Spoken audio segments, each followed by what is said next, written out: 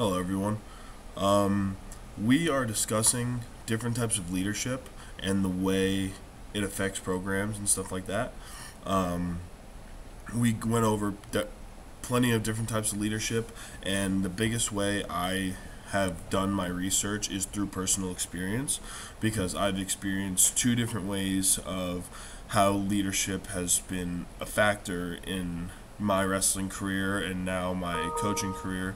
Um, the biggest part is one is ran by the head coach and the coaches under him, and that's who runs the way it goes. The other one was run by the coach would select captains every year, and they would run they would basically run the program. They wouldn't do everything, but that the coach has to do, but they would do a vast majority of it. Um, it was entrusted in those guys to get the job done, and he put that on them every year, and whoever was the captain was supposed to take care of these things. The differences that I found were my example here at Reinhardt University. Um, Under Jeff, he's phenomenal. He does so many good things. Um, he runs the show the way he wants to run the show. When it comes down to he wants things done at this time on this date, whenever he expects it to be done, it's supposed to be done. There is no tolerance for missing things, nothing. He um, is a great coach. He has a great aspect of the sport. He just wants everybody to be successful, whether it's in wrestling or as a person. Um, and he just expects that. It's an expectation. Um, when there's an expectation set and everybody, it's either follow the steps to meet that expectation or just don't be here at all. It's an expectation to want to be a winner and want to succeed in life, and it may seem like he's rough on you or stuff like that, but it's just because he wants you to succeed. He's just cares for you to succeed and wants that to happen. The other way is just not the same. It's run by peers your own age, and it's just not the same thing. He has plenty of experience throughout his entire life, and it allows you to see where he's come from and gives you an example to follow, not just you blindly following someone else to you don't know what, and him leading you from him finding his own success, and he knows where to go. Um, he knows what kind of work and dedication goes into it, and the guys that don't have that dedication, he knows who those guys are, and he wants to make sure that he wants to make sure that they get put in the right direction and pushed to find that dedication, that they want to be here, they want to succeed, they want to do all these things that they said they want to do on their recruiting trip, and that's the biggest thing for him.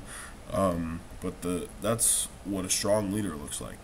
And he brings in a coaching staff like Nolan that cares more than anything in the world, and he was their teammate last year, and he flipped the script to be one of the best leaders I've ever seen.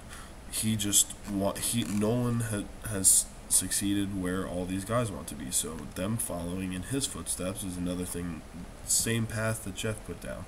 They just put in line where you want to be, and they know how to get there. They lead you there the way they went there, and it doesn't work exactly the same way for everybody, but there is a formula to get put in that direction like you're supposed to be. The biggest thing is where I graduated from in my undergrad. It was at Belmont Abbey.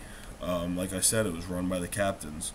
I was a captain my senior year, and that's how I have the first-hand experience of how this program is actually run. I did everything. I did all the work for the coach. I did everything basically except recruiting. I did budgeting because I knew when our recruits are coming in. I knew about the offers and stuff. He put everything on guys that were still on the team, so it wasn't ran efficiently. And then me I would run practice half the time because he wouldn't come, and he would expect his captain to run the practice. I would run the practice to the best of my ability, but like I said with Coach Jackson, Coach Bedard, that they had been there. I wasn't there yet. So I needed someone to push me in that direction, and I'm not someone that could have pushed those guys in that direction. I was successful, and we had the best season Belmont Abbey's ever had, but with a leader that actually showed leadership and gave the guys an opportunity to succeed from the layout that and schedule that they wanted, and it helps you accomplish your goals, it would be a lot easier that way, because guys respect coaches more than they respect their peers, because the coach is in a position of power. The peer is in the same exact position they're in, and they're just not viewing them to be the leader that they need to accomplish their goals.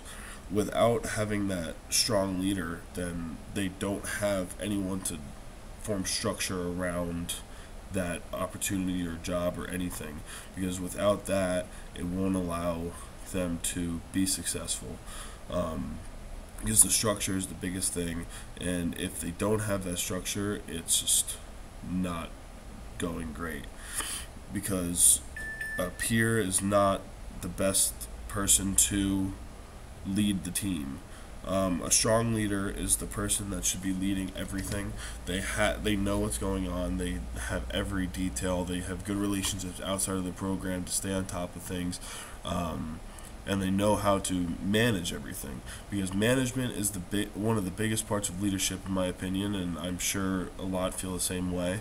Because if you can lead and you just lay the structure down and you say follow it, and then little Jimmy is just following it, but he only does it a week behind everybody, then it's not going to get him anywhere, because he's a week behind. If he does it on the same track and he gets managed by the leader, then he will be able to stay on task, he'll meet the certain requirements, he'll do everything correctly, he'll get managed to be put in the correct position. Strong leaders give you every tool. They give you everything to succeed. And I'm obviously referring to just wrestling, but strong leaders give you the opportunity to succeed in everything. They give you the opportunity to succeed in wrestling, but those lessons that they teach you while succeeding in the sport of wrestling gives you a big opportunity to move forward and do all these things to help yourself be a better person overall. Because without being a better person overall, you're learning nothing. Because they say after you wrestle, everything in life is easy. So that needs to be held as true when it comes to the coaches, because the coaches really teach you a lot from that aspect. So if they don't push you, they don't make you work hard, everything's not going to be as easy as it's made out to be. So when the coach gives you this huge opportunity and shows you how to be the young man that they want you to be, and they want you to be successful, they just care about you in every aspect, it'll really push you in the right direction to be successful. So it gives you a great opportunity to do all these things.